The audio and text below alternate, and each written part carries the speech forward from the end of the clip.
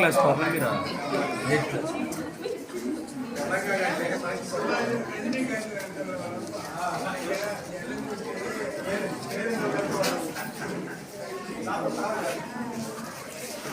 అందరూ 8th class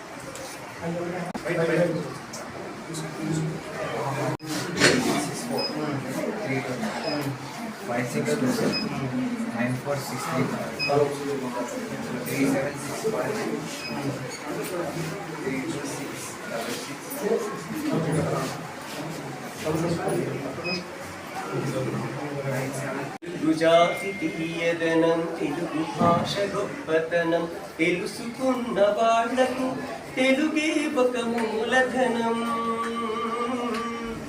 తల్లి తండ్రి నేర్పినట్టి మాతృభాషరా తెలుగు మరచిపోతే వాళ్ళని నువ్వు మరచినట్టురా. ఇది మరువబోతురా. ఇది మనందరికి తెలిసిన పాట. నేను చెప్పేది వెలుగు మనకు కావాలి, కంటి చూపు ఉండాలి, ప్రతి ఒక్కరు కూడా కంటిని కాపాడాలి. జీవితంలో చేసే పని ఏదైనా మనకు కావాల్సింది ముందు చూపేరన్నా, కంటి చూపేరన్నా. ఇది నేను చెప్పే మాట. కరెక్టా?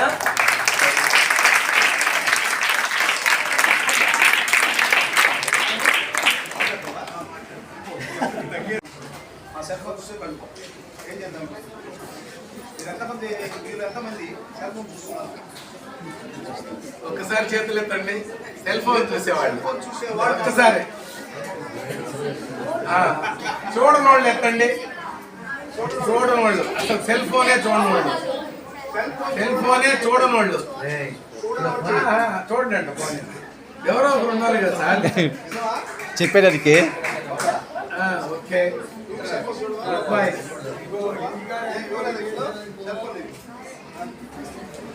సెల్ఫోన్ లేదా వాళ్ళకి లేదా నీకు లేదు, వాళ్ళకి లేదు. అదృష్టం నువ్వెందుకు చూస్తున్నావు? చూడలేదు బాబు, ఎక్కడ చేయొద్దు. నువ్వెందుకు చూడలేదు?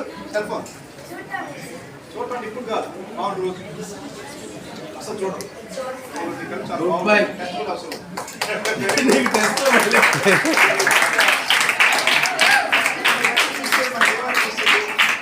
100% సెల్ ఫోన్స్ లేకపోతే మనకు జీవితం లేదు. మీరే కాదు, చిన్న పిల్లలు ఇందాక అన్న చెప్పినట్టుగా ఇప్పుడు మనవడు 1 year, 2 ఏళ్ళు బేబీ 2 ఏళ్ళు తీసండి, పుట్టగానే మనమే ఇస్తున్నాం. ఎందుకంటే అది తినాలా అంటే ఈ సెల్ ఫోన్ చూడాలి. ఈ విధంగా సెల్ ఫోన్కి అడిక్ట్ అయిపోయాం మనం అందరం. నేను కూడా అది కాదు, అందరూ అడిక్ట్ అయిపోయాం.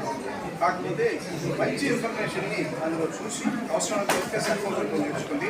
అనవసరంగా 24 గంటలు నిద్ర వచ్చిన దగ్గర నుంచి పళ్ళు కోసుకోవచ్చు, మనం గొంతు కోసుకోవచ్చు. ఇప్పుడు మనం గొంతు కోసే ప్రయత్నంలో ఉన్నాం.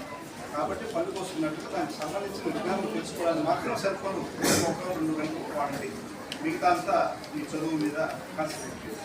Okay, thank you. అలాగే మా సెక్రటరీ